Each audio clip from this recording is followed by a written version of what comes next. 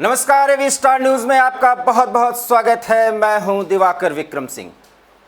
Mission 2024 पर सोनिया गांधी निकल चुकी हैं। जी हां, हम इसलिए कह रहे हैं क्योंकि शुक्रवार के दिन कांग्रेस की अंतरिम अध्यक्ष सोनिया गांधी 19 पार्टी के नेताओं के साथ जो विपक्ष में हैं, एनडीए सरकार के खिलाफ हैं, भाजपा के खिलाफ हैं और पूरे देश में संसद से लेकर के सड़क तक मोदी हटाओ भाजपा हटाओ मिशन पर जुटे हुए हैं। और इसी मिशन को एक ताकत देने के लिए सोनिया गांधी के नेतृत्व में आप कह सकते हैं कि 19 दल के विपक्षी नेता इकट्ठा हुए। लेकिन इसमें समाजवादी पार्टी के नेता वर्चुअल मीटिंग्स में भाग ही नहीं लिए। बसपा की नेता मायावती इसमें क्यों शामिल नहीं हुई, इसका कोई कारण नहीं बताया गया। और दिल्ली के मुख्यमंत्री और भाजपा के धुर विरोधी अरविंद केजरीवाल को न्योता ही नहीं गया था। हाँ, ये जरूर है कि तमिलनाडु से लेकर के कश्मीर तक के विपक्षी दल इसमें जरूर शामिल हुए हैं। स्टालिन इसमें शामिल हुए जो डीएमके के नेता हैं, शरद पवार शामिल हुए जो एनसीपी के नेता हैं, शिवसेना प्रमुख अर्थात महाराष्ट्र के मुख्यमंत्री उद्धव ठाकरे भी शामिल हुए और तमाम नेता, आरजेडी के नेता, झारखंड मुक्ति मोर्चा के नेता और मुख्यमंत्री वो भी शामिल हुए। लेकिन इन सब के शामिल होने के बाद सोनिया गांधी ने सिर्फ एक बात कही कि पार्टी भूल जाइए, देश के लिए एक साथ एक मंच पर आ जाइए और विरोध का जो स्वरूप संसद में दिख रहा है वो सड़कों तक लाइए और सिर्फ हमारा उद्देश्य हो 2024 में चुनाव जीतना। इसी मुद्दे पर कांग्रेस के वरिष्ठ नेता अजय वर्मा हमारे साथ जुड़े हुए हैं और आज हम उनसे बात करेंगे कि ये कांग्रेस का मिशन 2024 है या विपक्ष का। अजय वर्मा जी, आपका बहुत बहुत स्वागत है सर।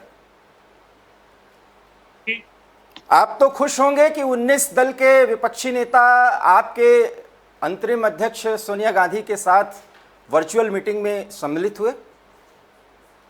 दिवाकर जी, ये देश की और इस वक्त वर्तमान भारत की परिस्थितियों की मांग है। इंटरनेशनल पॉलिटिक्स में आपने देखा किस तरह के हालात चल रहे हैं और हमारे जो इंटरनल देश के हालात हैं वो आपने किस तरह से चल रहे हैं। मैं शुरुआत, आपकी इजाजत हो तो मैं कहना शुरू करूं। बिल्कुल करें सर, करें। देखिए, महंगाई ने उच्चतम शिखर छू लिया है, ऊंचाई का। महंगाई ने ऊंचाई का उच्चतम शिखर छू लिया है। बिल्कुल। और डे बाय डे ये बढ़ने की तरफ जा रही है। अब आप आ जाइए पेट्रोल पर, डीजल पर, गैस सिलेंडर पर, सरसों के तेल पर और जो रोजमर्रा की सामान्य किचन की वस्तुएं जो भारत की करीब हमारे हिंदुस्तान में, अगर ये कहते हैं कि साहब सेंसेक्स जब आएगा, जब देखेंगे अनुमान ये 137 करोड़ आबादी है, 36 करोड़ हो चुकी है, तो 68 करोड़ इसमें 50% जो है महिलाओं रहती हैं और 50% पुरुष का योगदान रहता है। तो 68 करोड़ महिलाएं जो किचन की हैं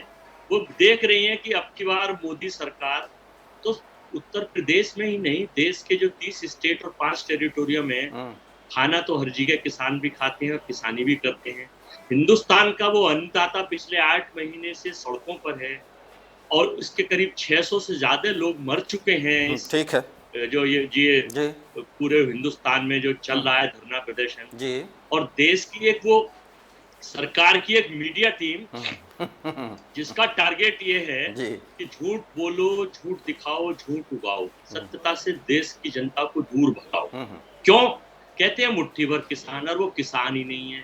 अपनी सुविधाओं के अनुसार से अगर हमारे नेता राहुल गांधी या कोई चीज हमारी नेता सोनिया गांधी करते हैं तो इनके सारे के सारे मंत्री टीवी पर 8-10 मंत्री आ जाते हैं। 7 साल होने को आए, कभी प्रेस को संबोधित देश के प्रधानमंत्री जी इस तरह से नहीं कर रहे कि कोई एक प्रेस कॉन्फ्रेंस करके अगर वो करनी चाहे तो सोनिया जी ही नहीं बल्कि हिंदुस्तान के हर लोगों की इच्छा है, हर विपक्ष की इच्छा है। अब ये ठीक है, मैं मान गया सर, आपकी पूरी बात सुना। अखिलेश को बुलाया नहीं या वो आए नहीं? नहीं सर, कुछ सवाल हमारे तीखे होंगे। हाँ, मैं बिल्कुल, आप परेशान ना हो। देखिए, हमारी कोशिश थी कि सब लोगों को बुलाया जाए। ऐसा नहीं है कि अखिलेश जी को नहीं बुलाया गया। अब उनका अपना व्यू है कि वो क्यों नहीं आना चाहते, या हो सकता है समाजवादी पार्टी के लोगों को महंगाई रास आ रही हो या इन्हें सारी चीजें रास आ रही हो और उनका कोई और हो। जी। अच्छा, बहन जी की तो पूरे देश को मालूम है कि किस तरह से उन्होंने उत्तर प्रदेश के चुनावों में बीजेपी को वॉक ओवर दिया, चाहे वो एमएलसी के चुनाव में उनका एक स्टेटमेंट था, अगर आपको मैं अखबार निकाल के बताऊं और वो डेट बताऊं कि अजय जी सर, बिल्कुल मैं आपसे सहमत हूं। आपने बहन जी पर सवाल खड़ा कर दिया, अखिलेश यादव पर सवाल खड़ा कर दिया। सर 2024 के पहले 2022 का मिशन है और वहां जी। 2 प्रमुख विपक्षी दलों के साथ, उनके नेताओं के साथ आप जैसे वरिष्ठ नेता का क्या वक्तव्य है और क्या सोच है सर, क्या होगा? देखिए, उत्तर प्रदेश के जो 2022 के चुनाव हैं, बल्कि उत्तर प्रदेश के ही नहीं बल्कि 6 स्टेटों में चुनाव हैं, जिसमें आपको हिमाचल प्रदेश, उत्तराखंड, उत्तर प्रदेश, मणिपुर, गोवा और पंजाब, 6 स्टेटों की सरकार के पास जो फीडबैक देश की आई और सरकार ने देखा, आपने देखा कि सरकार किस तरह से बेचैन है, क्योंकि सरकार का जो अपना एक एजेंडा है, political विंडेटा agenda, Bharatiya Janata party में एक चीज देखने को मिलती है कि ये, वो तो हमने स्वीकार किया सर कि पॉलिटिकल वेंडाटा के तहत आप लोगों को बहुत परेशानी हो रही है। सवाल तो मेरा ये है ना कि मायावती और अखिलेश दोनों कल की मीटिंग में नहीं थे, ये माजरा क्या है सर? जी दिवाकर साहब, मैं वही बताने जा रहा हूँ, यहाँ से शुरू करके यहाँ से बताऊंगा। वही हिमाचल में, गोवा में और पंजाब में और इधर उधर बहन जी ने कोशिश करी कि वे अपना मूवमेंट देखना चाहें, लेकिन जितना आधार है उनका पूरे देश को पता है। जब उत्तर प्रदेश की चुनाव की और आईबी की रिपोर्ट सरकार के पास पहुंची तो आपने देखा कि भगदड़ सी मची, 3 मुख्यमंत्री उत्तराखंड में बदले गए, फिर कर्नाटक में बदले गए। हालांकि कर्नाटक में चुनाव नहीं, लेकिन कर्नाटक के 35 विधायकों ने धमका दिया था कि हम जा रहे हैं। ठीक है, क्योंकि जो जैसा बोता है वो आगे वैसा ही काटता है। इन्होंने वो जो रखे हैं कटीले, तो बोए पेड़ बबूल के तो आम कहां से खाए, टेम्परेरी आम तो खा लिए इन्होंने मध्य प्रदेश में, कर्नाटका में और गोवा में और मणिपुर में, लेकिन आगे जो होगा देखा जाएगा। वो उत्तर प्रदेश पे आ जाइए, 24 करोड़ की आबादी का ये प्रदेश, देश की सबसे बड़ा, कई यानी ये समझ लिए 20 कंट्रियों से ज्यादा बड़ा प्रदेश माना जाता है। यहाँ के मुख्यमंत्री की पावरफुल बनी, ठीक है। लेकिन जब यहाँ के लोग, उन्होंने देखा कि पिछले 20 वर्ष से सपा बसपा के कार्यकाल में भी हालात जस के तसे, व्यापार बढ़ नहीं रहा है, रोजगार मिल नहीं रहा है, नौकरी घटती जा रही है, झूठ के आंकड़े बढ़ते जा रहे हैं, लोगों को एक अपराधी पर कार्रवाई होती है, दिखाया ऐसा जाता है जैसे 1000 अपराधियों को। तो सपा बसपा के लोगों ने भी उसमें ये सोचा कि भाई हम लोग क्या करें। बहन जी ने तो एक तरह से सरेंडर ही कर दिया था, आपने देखा था बाया इलेक्शन में भी और एमएलसी के चुनाव में भी और जिला पंचायत में, और अभी आपके उसके चुनाव हुए थे प्रमुखी के, ठीक है। समाजवादी पार्टी के साथ जो प्रदेश में जिस तरह की गुंडई प्रदेश की सरकार के द्वारा, पुलिस प्रशासन शासन द्वारा साम दाम दंड भेंट करने के बाद महिलाओं पे अत्याचार, महिलाओं को रोका, नॉमिनेशन नहीं हो दिया, चूंकि ये सत्ता के चुनाव होते हैं, ये मैसेज वो देना चाहते थे और उन्होंने बेनिफिट लिया। लेकिन ये विधानसभा के चुनाव तो जनता के चुनाव होते हैं। बहन जी को लोगों ने बहुत बार देखा, अखिलेश जी को भी देख लिया, उसके बाद भी हालात तस के तस है। और उन्हें यह भी पता है कि हिंदुस्तान के हर स्टेट में देश की सरकार से लड़ाई केवल कांग्रेस पार्टी लड़ सकती है, क्योंकि उसका कांग्रेस पार्टी जो, सर मैं याद दिलाऊं आपको, पता है 2000 के पहले उसका जो चुनाव लड़े थे आप, याद करिए, अखिलेश के साथ लड़े थे, इतनी दूरी सिर्फ 5 साल में। नहीं, हम अभी हम 12, हमारा जो चुनाव था पीछे जी अखिलेश के गठबंधन के साथ ही लास्ट टाइम में किया गया था, और हमें याद है 405 में से 105 सीटों पर चुनाव लड़े थे, हमें अच्छी तरह याद है। हम ये नहीं कह रहे हैं, और गठबंधन की लड़ाई लड़ी थी। पॉलिटिक्स में कब क्या हो जाए ये नहीं पता, कब परिस्थिति किसके फेवर में हो जाए, कब पलट जाए, कब किससे दोस्ती हो जाए, कब किससे दोस्ती। ठीक, मैं इस पे सवाल करता हूं कि इसका मतलब अभी तो आपकी नहीं बन रही है, लेकिन आने वाले समय में आप अखिलेश यादव और मायावती को मनाएंगे? देखिए, देश हित हमारी पार्टी के लिए सबसे बड़ा हित है, चाहे प्रियंका गांधी हो जी, चाहे हमारे नेता राहुल गांधी हो, चाहे सोनिया जी हो, चाहे अजय वर्मा हो या रजत कुमार लल्लू। हमारा प्राथमिकता देश हित और देश की जनता के हित का है, उसके मुद्दों है। हमें ये कोई गुरेज परहेज या हम ये नहीं करेंगे कि अगर हमें ये दिखेंगे कि सरकार तानाशाही शासन बंद करने के लिए और महंगाई कम करने के लिए, किसानों को सुविधा देने के लिए 5 विशेष मांगे हमारी नेता ने मांगी थी, वो तो आपको भी पता है, नहीं फिर मैं बता दूंगा अभी। तो उसके लिए अगर हमें किसी से, आज की तारीख में तो हम हिंदुस्तान अभी हमारा 3 दिन का मिशन उत्तर प्रदेश में चल रहा है, उत्तराखंड में चल रहा है। 3 दिन का मिशन यानी 19, 20, 21 आज लास्ट डेट है कि आप बूथ वाइज हर ब्लॉक में, हर वार्ड में जाइए, सम्मानित करिए वहां के पुराने जो स्वतंत्रता संग्राम सेनानी और लोग हैं, और हमारे ठीक है, ब्लॉक अध्यक्ष, वार्ड अध्यक्ष, उसमें आप मेहनत कर रहे हैं। बिल्कुल बिल्कुल, मैं सर ये पूछ रहा हूँ, बिल्कुल आप मेहनत कर रहे हैं सर, और सचमुच में एक बड़ी पार्टी होने के नाते सारा खामियाजा आपका भुगतना पड़ रहा है जैसा कि आपका आरोप है, लेकिन सवाल तो ये है कि अरविंद केजरीवाल को क्यों नहीं बुलाया सर? देखिए, केजरीवाल साहब का भी उद्देश्य ये है, हम तो ये कह रहे हैं कि सामाजिक विचारधारा के लोग, लेकिन जब जहां आदमी अति महत्वाकांक्षी हो जाता है, चाहे वो अजय वर्मा हो, चाहे दिवाकर विक्रम सिंह हो या केजरीवाल, अति महत्वाकांक्षी, मतलब मेरी कैपेसिटी अगर 10 रुपए की और मैं उम्मीद करूं कि मैं 1000 रुपए खर्च कर दूं, तो मैं हो सकता है, उदाहरण एक एग्जाम्पल दे रहा हूं मैं आपको। बिल्कुल, मैं आपकी पूरी बात सुन रहा हूं सर जी, परिपेक्ष समझिए जी। अब मैं हो सकता है कि वो ब्याज लेके, कर्जा लेके, पैसा लेके 1000 रुपए खर्च तो कर दूं, लेकिन अगर सपोज मेरे पास रिजल्ट नहीं आए, तब मेरा क्या होगा? मेरे से वो 990 वाले जिनसे पैसा लिया था वो लोग मेरे पीछे पड़ेंगे, मेरी हालत खराब हो जाएगी। दिल्ली के परिप्रेक्ष्य में हम ये कहना चाहते हैं कि दिल्ली के चुनावों पे देश की जनता परेशान थी, विकल्प के तौर पर उन्होंने केजरीवाल की सरकार थी उसको पुनः कंटिन्यू करा। हमारी तरफ से कोई कोशिश नहीं करी। हमारे दिल्ली के जितने भी नेता हैं, जो लोग भी हैं, चाहे अनिल चौधरी जी हो, चाहे अजय माकन जी हो, चाहे शीला जी के पुत्र संदीप दीक्षित जी हो, या और अदर्स वहाँ के नेतागण हो या परिवारी हो, अभी इमरान साहब है हमारे सहारनपुर के ऑल इंडिया कांग्रेस कमेटी के सेक्रेटरी वो हो, उन सबसे चर्चा परिचर्चा करने के बाद हम लोगों का ये करता लगता है कि अगर किसी को बुलाना, हमें केजरीवाल जी से कोई परहेज और गुरेज नहीं है। मैंने आपसे बताया कि पॉलिटिक्स में किसी से कोई परहेज गुरेज या कोई भी स्थायी दुश्मनी नहीं होती। भाई आपकी कोशिशों से पिछला चुनाव केजरीवाल जी जीते हैं सर, अंतिम समय में आप लोगों ने देखा कि आप तो सत्ता में आ नहीं रहे हैं दिल्ली में, तो केजरीवाल को सपोर्ट कर दिया, और केजरीवाल को आप इस बार बुला नहीं रहे हैं। कैसी विडंबना, क्या विरोधाभास है सर? ये विपक्षी एकता का तो मामला ही नहीं बन पा रहा है। देखिए, खाली केजरीवाल विपक्ष नहीं है, 23 विपक्षी दल हिंदुस्तान के, चाहे स्टालिन साहब, शरद पवार साहब, शिवसेना, झारखंड मुक्ति मोर्चा, राजद, ये सारे लोग हमारे साथ पूरे प्रदेश और देश के लोग मौजूद थे। चलिए सर, एक सवाल हम करते हैं, वो आपको अच्छा लगेगा। शरद पवार ने सोनिया के हाँ में हाँ मिला दिया है सर, आपने शरद पवार को खुश कर दिया या शरद पवार ने आपको खुश कर दिया है? देखिए, देश की प्राथमिकता, देश की हालात, देश की अखंडता, एकता अक्षुण्ण रहे। भारत का नाम आज जो प्रथम 5 में आता था, 160 से ऊपर पहुंच गया। बेरोजगारी में हमारा स्तर कहां पहुंच गया, भूखमरी के कगार पे हम कहां पहुंच गए। मेरे पास सारे आंकड़े हैं। बिल्कुल, मैं सहमत हूं। तो टाइम खत्म हो जाएगा। नहीं सर, मैं सहमत हूं, लेकिन सवाल तो फिर बनता है ना, ममता। मैं वही बता रहा हूं जी जी, कि इस हालात से बचने के लिए चाहे हम शरद पवार जी की माने या शरद पवार हमारी माने, इससे कोई फर्क नहीं जी जी, फर्क पड़ता है कि देश के हालात कैसे सुधरे, देश हित कैसे सुरक्षित हो, किस तरह से सरकार एक ही एजेंडा, जो सरकार का मेन एजेंडा है, मेन मुद्दों से भटकाना ध्यान, हिंदू मुस्लिम, लव जिहाद, और आप तालिबान के ऊपर आप सरकार ने आज तक नहीं बताया कि वो तालिबान के खिलाफ या तालिबान के साथ। चलिए, मैं मानता हूं कि सरकार यहां भी गलत है, लेकिन सवाल तो यह है कि ममता दीदी ने सोनिया जी के हाँ में हाँ नहीं मिलाई, वो बस सुनती रही। दीदी की जो मांग है,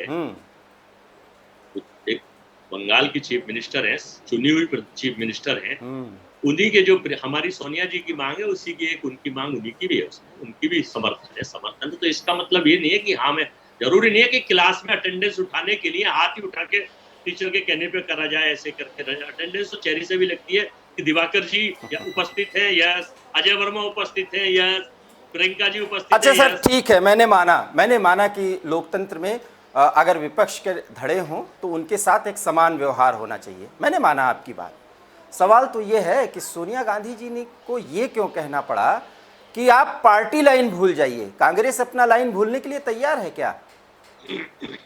सोनिया जी ने ये कहा कि देश हित में आप अपने पार्टी के जो हित हैं, पार्टी का उद्देश्य ये होता है कि आने वाले कल में समस्याओं से लड़ते हुए सत्ता में किस तरह से भागीदारी सुनिश्चित हो, किस तरह से देश के हालात सुधारें, और उसके लिए पावर चाहिए, पावर के लिए सिस्टम चाहिए, और सिस्टम के लिए चुनाव, और चुनाव में जीत हो। चेन है ना, ये बंधी हुई है। बिल्कुल। तो उन्होंने ये कहा कि कि देश हित में और देश के हालात ठीक नहीं है, वर्तमान परिस्थिति ठीक नहीं है, कश्मीर से कन्याकुमारी तक, इसके सुधार के लिए आप अपने व्यक्तिगत हित भूल जाइए और देश हित सोचते हुए इसको काम करिए। यही उनका स्टेटमेंट था, यही उनका सार है दिमाग। सर एक तल्ख सवाल है, जवाब दीजिएगा, क्योंकि आप बिल्कुल बात का, सवाल का त्वरित उत्तर देते हैं और समझदारी से देते हैं। सर आप वरिष्ठ नेता हैं, अगर ये विपक्षी दल जो 19 धड़े थे आपके साथ जुड़े और जब 2024 का मिशन सामने आया, हालांकि आप लोग बहुत मेहनत कर रहे हैं कैडर के स्तर पर, और सबने ये कहा कि भाई आपको इस राज्य में सिर्फ इतनी सीट पे चुनाव लड़ना है, क्योंकि आप मूलभूत रूप से उतने ताकतवर नहीं हैं जो एक दशक पहले हुआ करते थे, तो आप मान जाएंगे? एक सेकंड, मेरे कान में कुछ प्रॉब्लम आ गई थी, हाँ, अब बताइए। मेरा सवाल यह था कि आपने कहा ना कि पार्टी लाइन भूल जाना चाहिए, यही सोनिया ने कहा देश हित के लिए। जी जी। अगर देश हित के लिए भाजपा को हराना है, एनडीए को सत्ता से हटाना है, तो सभी विपक्षी धड़े, जिसमें ममता दीदी, शरद पवार जी जो आज हाँ में हाँ मिला रहे हैं, वो अपने अपने स्टेट्स में और अगल बगल के स्टेट्स में अगर ये कांग्रेस से कहें कि भाई आप सीट कम लीजिए, कम सीटों पे चुनाव लड़िए, तो आप मान जाएंगे? देखिए, मैं आप ही की बात का जवाब दूंगा, एक लाइन में नहीं, 2 लाइन के बाद दूंगा, बिल्कुल दूंगा, सटीक दूंगा, जी जी, कोई प्रॉब्लम नहीं है। आपने एक चीज देखा कि प्रधानमंत्री के पद की, जिससे जब से देश आजाद हुआ, जब से प्रधानमंत्री बने, तब से प्रधानमंत्री के पद की एक गरिमा और एक प्रधानमंत्री का संसार में, एक हिंदुस्तान के प्रधानमंत्री का खास करके, और जब 2014 में एक नए भारत, आधुनिक भारत जिसे कहते हैं, कि 2014 से ये वर्तमान जिले लाई, वर्तमान एक वास्को डिगामा साहब गुजरात से आते हैं, वो कहते हैं कि हमने भारत की खोज की। 2014 से पहले भारत में ना रेल था, ना मेल था, ना लाइट थी, ना बिजली था, ना विकास था, ना स्टेट था, ना पार्टी थी। नहीं, बिल्कुल गलत है, ये गलत है उनका, क्योंकि कांग्रेस ने बहुत कुछ किया है, लेकिन सवाल तो यही है, सवाल तो यही है कि अगला प्रधानमंत्री होगा कौन? मैं वहीं जा रहा हूं सर जी। तो जब ये कहा गया और उनसे पूछा गया, तो जब हिंदुस्तान में, बल्कि संसार के जो जितनी, देखिए पत्रकार जो होते हैं, चैनल जो होते हैं, वो निष्पक्ष बात करते हैं। मैं पूरी निष्पक्ष बात कर रहा हूं सर, आपकी बातें मानते हुए। यही तो कह रहा हूं मैं जी। वो निष्पक्ष करते हैं, और उसी की वजह से देश में, विदेश में, विदेश की, देश की, जमीन की, आसमान की, नभ की, वायुमंडल की खबरें हिंदुस्तान के लोगों को मिलती हैं, और उसी के हिसाब से सार निकलता है। माना सर, बिल्कुल। जब विदेश के कोई भी चैनल और कोई पत्रिका अगर वर्तमान देश की सरकार के हित की बात करेगी, तो वो बहुत बढ़िया है, फेवर में कंधा थपथपाया जाएगा। मैं आखिर ये पूछना चाहता हूँ, और जरा सा भी खिलाफ चली जाएगी तो इनकी एक टीम, पूरे प्रवक्ता, इनकी एक सीडी, इनका एक वीडियो निकल के उसके खिलाफ लग जाएंगे। ठीक है। तो जब ये छवि प्रधानमंत्री के पद की बंगाल के चुनावों में, दीदी ओ दीदी, ठीक है, दीदी ओ दीदी, जनता ने उन्हें हरा दिया, लेकिन ये भी है सर कि उन्हें अब तक बंगाल में सबसे ज्यादा सीट भी दिला दिया।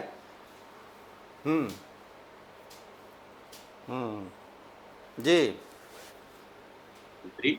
जनसभाएं, 20-20 जनसभाएं, 500 एमपी और कई चीफ मिनिस्टर, तो उसका असर तो दिखा ना। आज तक कभी नहीं लगे। दूसरी बात, 35 एमएलए साम दाम दंड भेद से ममता जी के तोड़े, वो जीते हैं 35। अब आप कैलकुलेशन करो, 25 कांग्रेस के जोड़े, 35 और 25 60, और 12 तोड़े कम्युनिस्ट पार्टी के, 72। तो इनकी 3 तो पहले ही थी, और 3 अब के आई, 75 आए हैं। तो क्या आप कहना चाहते हैं कि आप तोड़ने फोड़ने पे विश्वास नहीं रखते?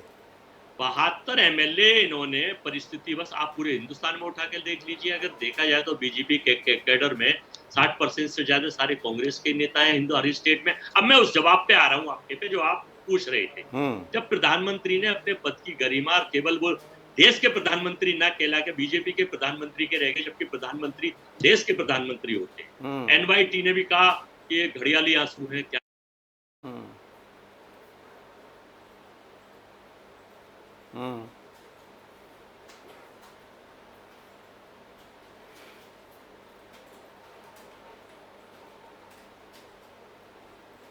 ठीक है।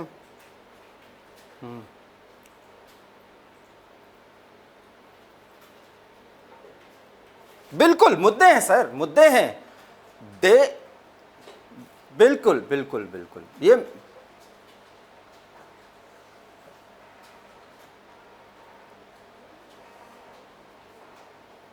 शरद पवार इसीलिए हाँ में हाँ मिला रहे हैं कि अगले प्रधानमंत्री के दावेदार सोनिया उन्हें बना देंगे क्या, ऐसा लग तो रहा है।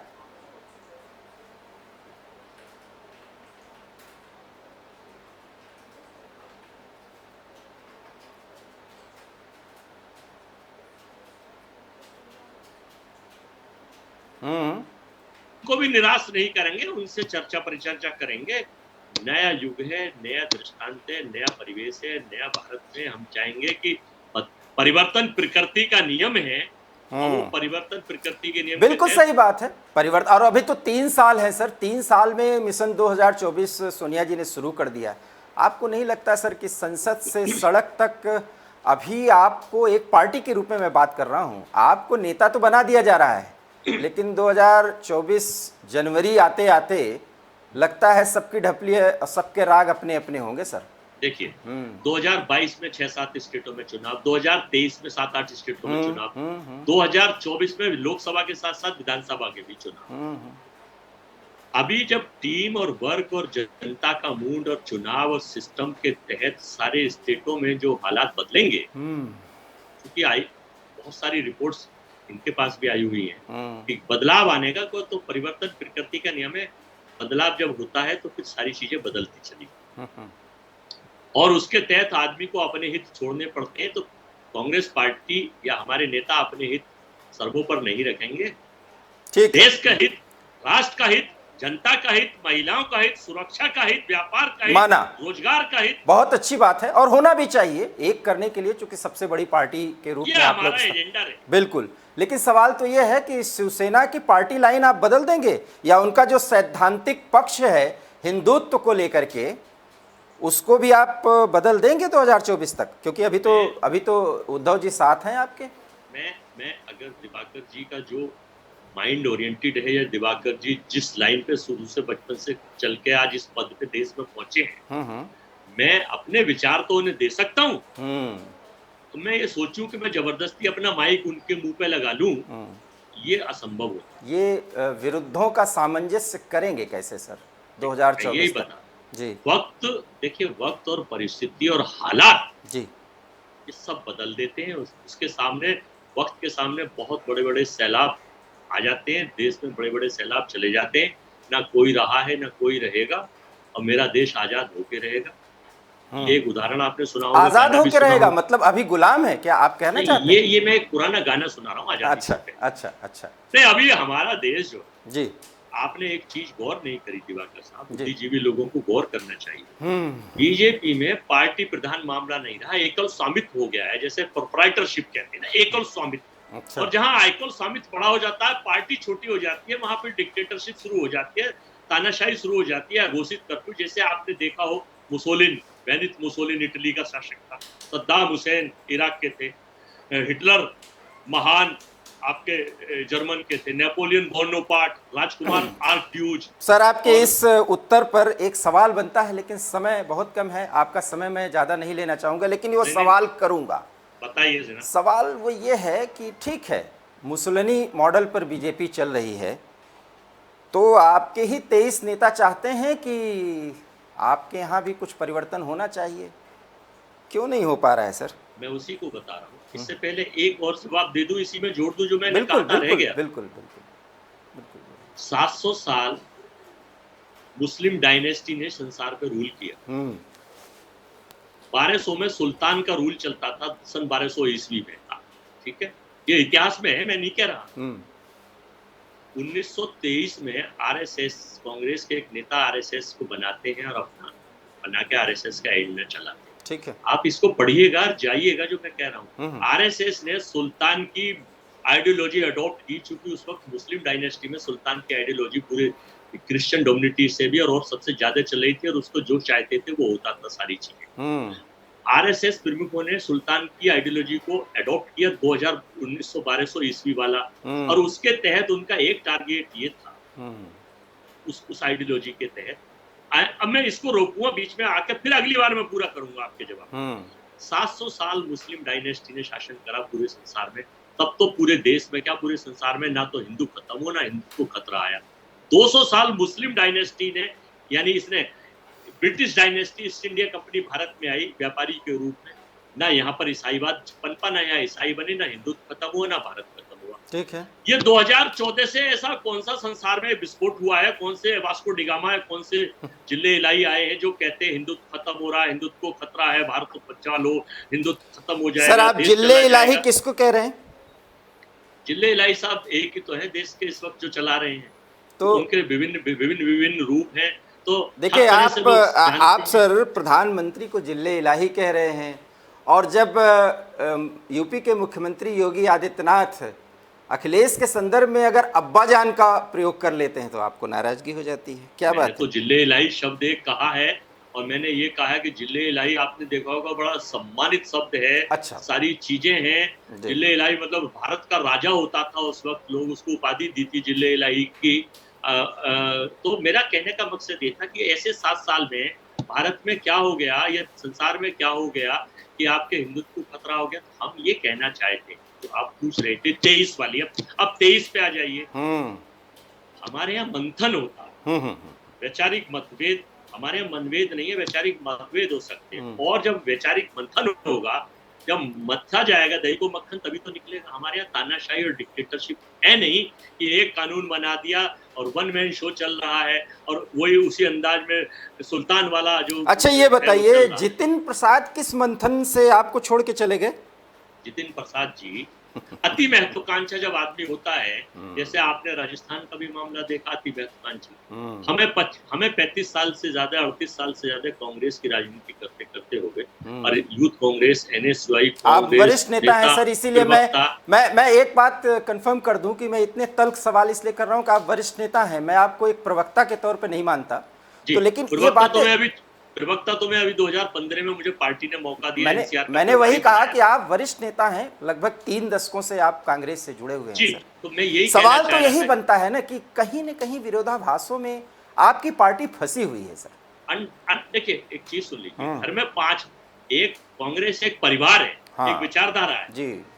परिवार में अगर 5 लोग होते हैं, आज उनके विचार नहीं मिल रहे, तो ये तो करोड़ों लोगों की पिछले 70 साल से राज करना और आजादी का जो योगदान था सारा था। तो कहीं ना कहीं वो मनभेद या मतभेद जो भी होंगे वो सुलझाकर आगे बढ़ाकर देश हित के आगे वो सब छोटे हैं। ठीक है, तो क्या हम माने कि 2022 का मिशन आपको पूरा करने के पहले 2024 का मिशन ही पूरा करना था, क्योंकि 2022 में आपकी कवायद क्या है और आप कितनी सीटें उत्तर प्रदेश में पाएंगे ये आप जान चुके हैं। देखिए, भारत माता की जय, वंदे मातरम या भगवान जय श्री राम, ये किसी के ये नारे या भगवान किसी के ना तो बंधुआ मजदूर है, ना किसी के रजिस्टर्ड आईडी पर है, ना किसी ने इन्हें पेटेंट कराया है। ये सबके लिए भारत माता की जय सब बोल सकते हैं, हिंदू मुस्लिम सिख ईसाई सब बोल सकते हैं। वंदे मातरम हिंदू मुस्लिम सिख ईसाई सब बोल सकते हैं। एक आध कोई अगर अपना कोई एजेंडा चला रहा तो चला जाए, उससे आप भी ऐसे ही भगवान श्री राम या अल्लाह या यीशु मसीह या गुरु गोविंद सिंह अपने अपने धर्मों के अनुसार सबको पूजा करने का भारत का संविधान freedom of speech, freedom of voice, freedom of living देता। ठीक है, अगर आप इसी के आधार पर देश में सारी चीज भूल जाएं, 80 करोड़ लोग तो लिखित में आपने भिखारी बना दिए। मैं भिखारी वर्ड इसलिए कह रहा हूं कि उन्हें आश्रित कर दिया आपने भुखमरी के कगार पर पहुंचाकर, कि देश की सरकार के आंकड़े में है कि आपको 5 किलो अनाज और 1 किलो चनार दाल हम दे रहे हैं, और आने वाले कल में 20-25 करोड़ और इसमें जुड़ जाएंगे। तो वो जो सुल्तान की आइडियोलॉजी, वो हिटलर की आइडियोलॉजी ये थी कि 98% लोग केवल रोटी खा के देश के नारे लगाते रहे, जिंदा रहे, उन्हें ना विकास में सर्विदारी करो, ना उन्हें भागीदारी करो, और केवल 4 घराने या 4 लोगों को इतना बढ़ा दो, क्योंकि 4 लोगों पे कब्जा करना बहुत आसान है, 98% पे कब्जा करना बड़ा मुश्किल। आपने एवी स्टार न्यूज के तल्ख सवालों का जवाब दिया सर, बहुत बहुत धन्यवाद।